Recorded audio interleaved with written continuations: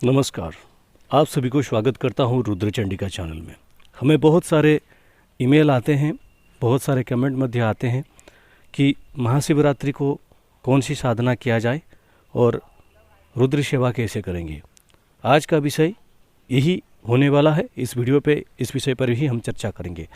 लेकिन हम आप सभी को एक बात कह देना चाहते हैं कि महाशिवरात्रि का जो एक पवित्र दिन होता है, उस दिन में आप ऐसे ही कोई बड़ी साधना, अगर कोई साधक है तो वो अवश्य ही साधना करने का इच्छा करेंगे। लेकिन इसके लिए आप किसी को इतना पूछने की आवश्यकता नहीं है, चाहे आपने गुरु धारण किए हैं, गुरु नहीं किए हैं, कुछ भी। महाशिवरात्रि का दिन आपके अंदर शिव जी को जो सेवा करने का मनोभाव है वो अपने आप आना चाहिए, अपने अंदर से आना चाहिए, अपने हृदय से वो भावना आना चाहिए। अगर आप ये करेंगे तो आपको समझ जाएगा कि कैसे शिव जी की सेवा करने के बाद आपके जीवन में परिवर्तन जो है वो धीरे धीरे हो सकते हैं। हमें साधना लोग मांगते हैं, हम साधना दे देते हैं, लेकिन क्या हर बार आप ऐसे ही साधना लेकर करेंगे महाशिवरात्रि को, या फिर अपने आप से ही कुछ करेंगे? इस विषय में, इस वीडियो में मैं ना ही आपको कोई इस बार साधना देने वाला हूँ। मैंने बहुत साल, 3-4 साल से मैंने इतनी सारे शिव साधनाएं दिए हैं जिसको आप कर रहे हैं, और कुछ कुछ लोग हर शिवरात्रि को भी करते हैं। हर बार आपको ये देने की आवश्यकता नहीं है कि शिव साधना कैसे किया जाए, शिव साधना कैसे करें। मेरे कहने का तात्पर्य यही है कि समय समय के हिसाब से अगर आप चीज़ को समझेंगे, चीज़ को करेंगे, तो जाकर आने वाले समय में आप कुछ अपने आप से नया कर सकते हैं। अगर हर बार किसी व्यक्ति से आप साधना लेंगे, चाहे वो गुरु हैं, कोई मार्गदर्शक हैं, साधना करते जाएंगे, तो आप कभी भी अपने जीवन की सर्वोत्तम साधना को आप ढूंढ नहीं पाएंगे। अपने जीवन को, उस महान साधना को कभी आप कर नहीं पाएंगे। मैं यही कहूँगा। अभी कुछ लोग यहाँ पे टाइम स्टैम्प छोड़ेंगे कि वीडियो स्टार्ट फ्रॉम 2.20। उनको ये कह देना चाहता हूँ कि आपके अंदर अगर किसी की अच्छी बात सुनने की क्षमता नहीं है तो कृपया इस प्रकार की वीडियो ना देखें।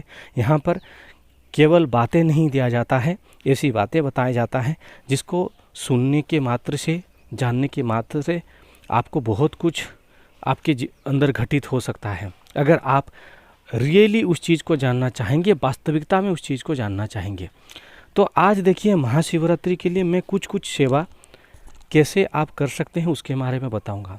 सर्वप्रथम है केवल एक जो होता है भाव सेवा। भाव सेवा क्या होता है? उस समय शिवरात्रि, महाशिवरात्रि के पर्व पर आप बाबा के सामने विधिवत आपके हिसाब से पूजा कर बैठिए। पूजा करने के बाद अपना जो उनके प्रति प्रेम है, जो विश्वास है, जो भक्ति है, उसी को समर्पण करिए। ये एक प्रकार की भाव सेवा होता है। दूसरी सेवा होता है अभिषेक। जो अविच्छिन्न धाराओं में, जो धारा कभी बंद नहीं होता है, उसी जब मंत्र पाठ किया जाता है उस समय में, जैसे रुद्री पाठ होता है, उस समय अभिषेक आप कर सकते हैं। बहुत सारे जो समर्थवान होते हैं वो पंडित के द्वारा करवाते हैं, और जो समर्थवान नहीं होते हैं, उनको कुछ असुविधा होती है, वो अपने आप से, अपने भक्ति भाव से शिव जी का जो है कोई भी मंत्र को जप कर आप जो है आप ऐसा कर सकते हैं। मैं एक बात कहना चाहूँगा कि अभिषेक जो होता है विभिन्न प्रकार द्रव्यों से होता है, विभिन्न प्रकार जो है मंत्रों के द्वारा से होता है। अगर आप कुछ नहीं कर पाते हैं तो सरल रूप से जो है आप एक महादेव का जो है सादा पानी से, शुद्ध मतलब गंगा जल से अभिषेक करते हैं, कोई पानी से अभिषेक करता है, कोई दूध से अभिषेक करता है, कोई दही से अभिषेक करता है, कोई घृत से अभिषेक करता है, कोई मधु से अभिषेक करता है। विभिन्न प्रकार की द्रव्यों से अभिषेक होता है, आप अपने हिसाब से कर दीजिए। तृतीय में मैं आपको एक बताता हूँ आप क्या कर सकते हैं। बिल्वार्चनम यानी बिल्लू पत्र का अर्चनम जो है आप कर सकते हैं। मैंने 108 बिल्लू पत्र का दिया है। कई बार मैंने एक दिवसीय साधना में बिल्व पत्र अर्चनम कहा है। मैंने इस चैनल में जितने सारे शिवजी की वास्तविकता में गुप्त महागुप्त साधनाएं दिए हैं, शायद ही आपको किसी चैनल में मिलेगा। अगर आप सही तरह से इसको देखेंगे तो सुनेंगे, जानेंगे तो आप कर पाएंगे।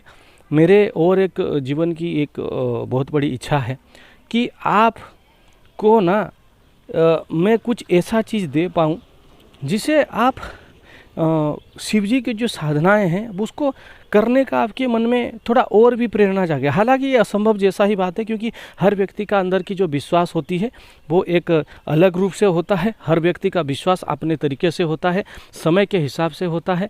और जो सिचुएशन में आप साधनाएं करते हैं, पूजा पाठ करते हैं, मंत्र जाप करते हैं, वो आपके अंदर से वो चेतना आनी चाहिए। उस चेतना, अगर आपको चेतना मिलती है तो आप कर पाएंगे, अगर चेतना नहीं मिलता है तो आप नहीं कर पाएंगे। तो फिर भी मैं एक बार कोशिश करूंगा कि कैसे साधनात्मक रूप में दिया जाए, कैसे आपको चीज़ को बताया जाए, और कैसे अगर जब आप साधना करेंगे तो आपको कैसे बहुत सारे जो है परिवर्तन मिल सकते हैं, उसके बारे में भी बताया जाए। ठीक है, तो कोशिश करूंगा कि इस प्रकार की साधना आगे लाया जाए, जैसे शिव भक्ति जो है जागृत करने में वो आपको थोड़ा मदद मिले। और मैं चौथी बार बताऊँ ना कि एक स्टेप बता रहा हूँ जिसमें आपको साधनात्मक रूप में कर सकते हैं। कोई भी मंत्र का आप अनुष्ठान, एक दिवसीय अनुष्ठान कर सकते हैं। जो जिस पंथ से दीक्षित हैं उस पंथ से मंत्र का जो है उस मंत्र का जाप कर सकते हैं। और एक बात है, मैं हवन जो है हवन के बारे में मैं आपको बता रहा हूँ कि महाशिवरात्रि में जो समर्थवान है वो पंडित जी के द्वारा हवन करवा सकते हैं। जो आपके आसपास में जो पंडित जी रहते होंगे उनके द्वारा हवन करवा सकते हैं। और जो है शिवरात्रि के दिन आप खुद मैंने इतने सारे हवन बताए हैं, उस हवन को आप सिस्टमेटिक वेज में जैसे आप जानते हैं, आप जैसे करते हैं उसके बारे में आप बता सकते हैं। मैंने मतलब आपको हवन की विधि नहीं बताया है, लेकिन मैंने कहा है कि इस शिव पूजन के बाद आप ऐसे हवन कर सकते हैं। उन सारी साधनाओं के बाद भी आप हवन कर सकते हैं।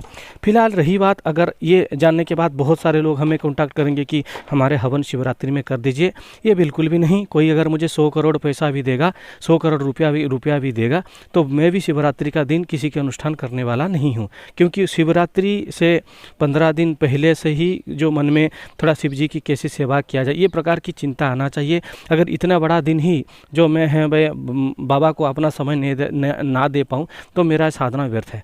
तो एक बात मैं कहना चाहूँगा कि जैसे ही शिवरात्रि दिन जाता है उसके बाद से अगले उससे लेकर जो 3 महीने तक जो समय है उसके अंदर बहुत सारे ऐसे गुप्त साधनाएं, अनुष्ठान, ये सारे चीज़ के बारे में मैं आपको बताऊंगा 3 महीने तक। क्योंकि उसके बाद धीरे धीरे फिर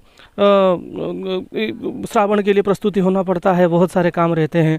तो इस समय में सामूहिक भी हवन भी होगा, सबका लिए एक अपना अनुष्ठान भी होगा, और विभिन्न प्रकार की जो है साधनाएं भी आपको दिया जाएगा। लेकिन शिवरात्रि तक, महाशिवरात्रि तक कोई भी व्यक्ति हमें अगर बहुत ज़्यादा इमरजेंसी हुआ तो ईमेल करिए, वरना किसी भी प्रकार से कांटेक्ट ना करिए। क्योंकि ये समय थोड़ा जो है एक नया समझने का समय है, नया चीज़ का समय है। इसी समय को अगर हम वैसे लोगों को ऐसे ही चीज़ में चलेगा तो हमें कुछ समझ में नहीं आएगा, ठीक है ना। वैसे अपने आप मेरे इस पूरे वीडियो में यही कहना चाहूँगा कि महाशिवरात्रि का जो दिन है उसमें आप अपनी भक्ति भावना, साधना, तपस्या से जो आपको मिल रहा है उसी से शिव जी की उपासना करने का प्रयास करिए। आपको कुछ समझ में आएगा। अगर हर बार ऐसे ही आप किसी को पूछते रहेंगे कि मैं क्या करूं, उससे आपको कुछ समझने वाला नहीं है। ठीक है, जय माता दी।